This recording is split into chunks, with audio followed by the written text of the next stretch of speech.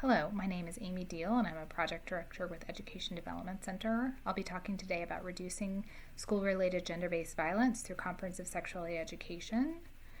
And I'll be focused on the work of the USAID-funded South Africa school-based sexuality and HIV prevention education activity. To start out, I'll briefly give some context to the HIV epidemic in South Africa. Despite tremendous progress in the prevention and treatment response to HIV/AIDS pandemic, HIV rates remain unacceptably high. Women are disproportionately affected by HIV in South Africa.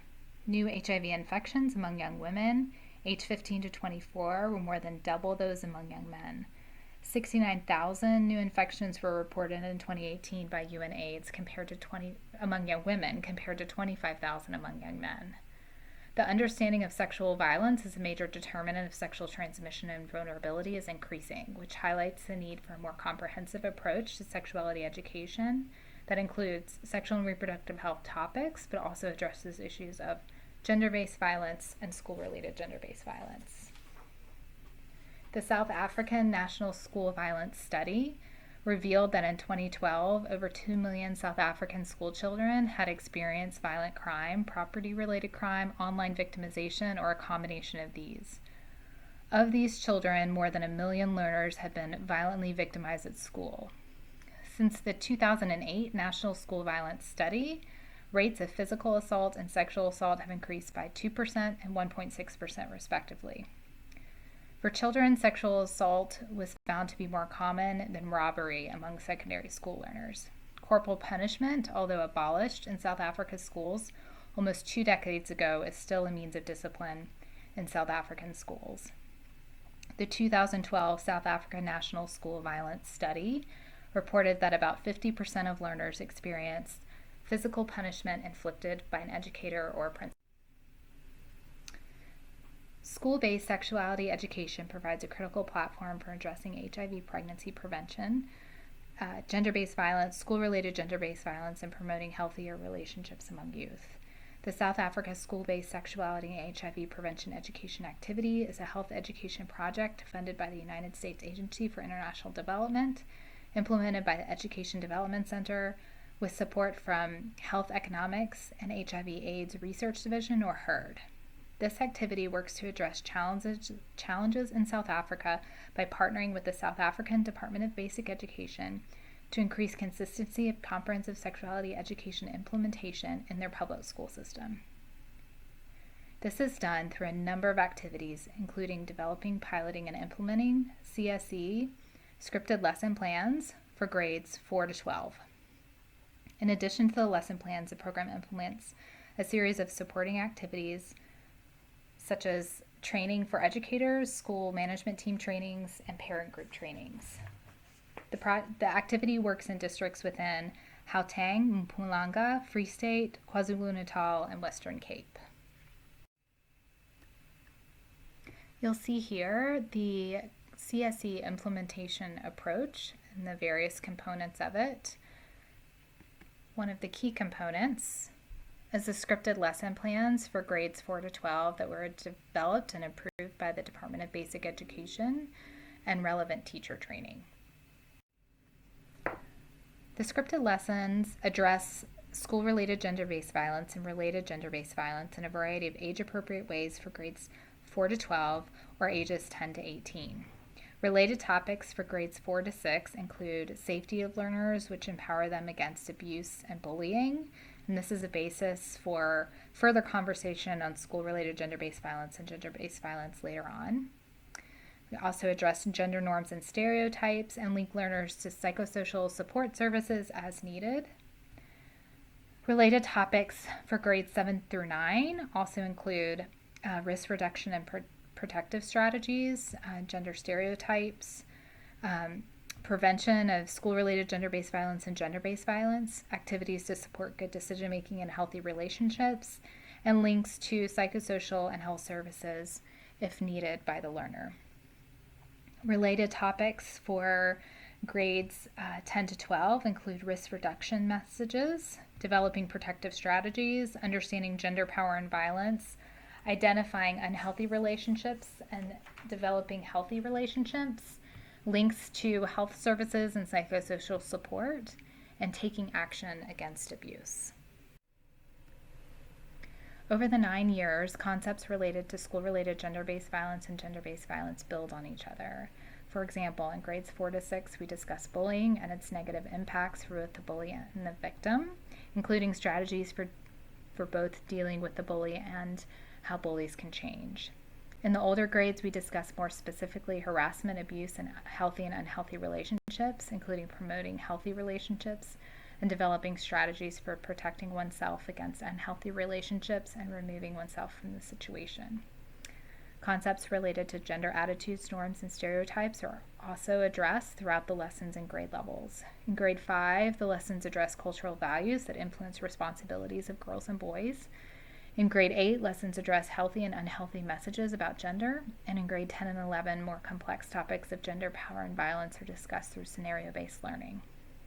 In grade 5, there is a lesson on developing close relationships with family elders or other trusted adults.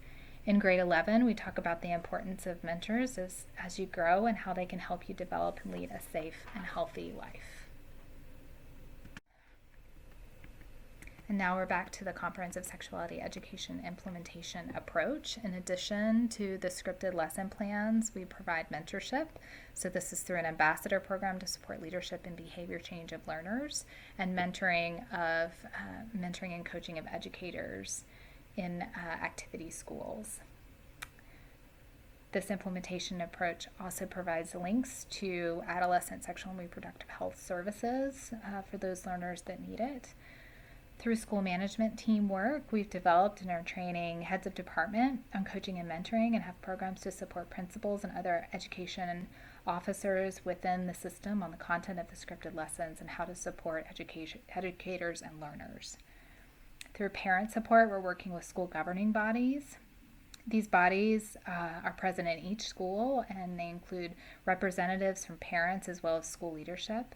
Because of the way they are structured, their support is necessary for comprehensive sexuality education in schools. We've developed training for members of the school governing bodies in each school. The training is focused on sensitization of the content and of the scripted lessons and increasing advocacy for comprehensive sexuality education with parents and the community. We also have several different capacity building activities that we do. School-related gender-based violence and gender-based violence are addressed in several ways throughout the supporting activities. A key component of comprehensive sexuality education is addressing gender norms and stereotypes that can be harmful. So these issues are addressed throughout the work with school and community stakeholders. For example, a typical topic of discussion in the school governing board workshop is the issue of learners observing and learning gender stereotypes and patterns of gender-based violence at home. All materials address the critically important need of incident response and ensuring that learners who experience school-related gender-based violence are linked with relevant services. Relationships have been built with staff from a variety of departments within the South African government to respond to learner reports of SRGBV and other violations of their rights. Awareness is raised through the supporting activities on the relevant protocols, process, and available services. Throughout the supporting activities, participants are encouraged to understand and work within the role they play in keeping children safe in their communities. Qualitative data has been gathered from the activity team and other stakeholders to put together the emerging findings. The scripted lesson plans have created demand for learners and educators for health and psychosocial services through the iShip program. Because of the use of the scripted lesson plans in classrooms, learners and educators better understand things like bullying and abuse and other relevant topics, and thus understand what is happening in their own lives and are taking action to engage with relevant services. Learners are seeing their classroom as safe spaces, and the teacher is another resource person to discuss challenging events in their life. Through teacher-educator training, they are taught and provided scenarios and given the opportunity to practice challenging content. The confidence teachers build supports them to lead challenging discussions that help learners see them as a resource and mentor that they can be honest with about traumatic events or challenging events in their lives.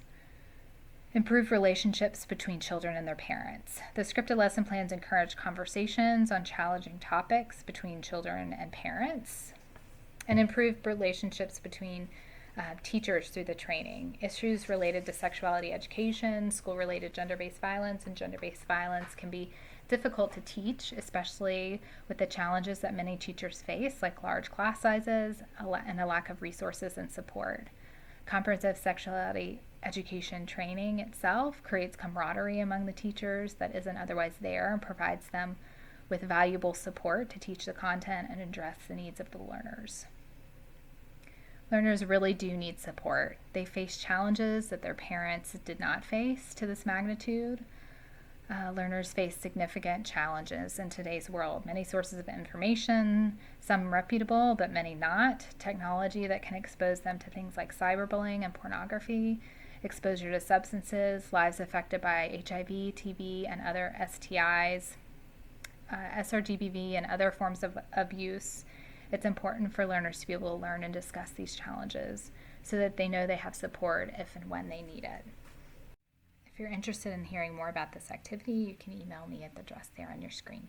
Thank you for your time.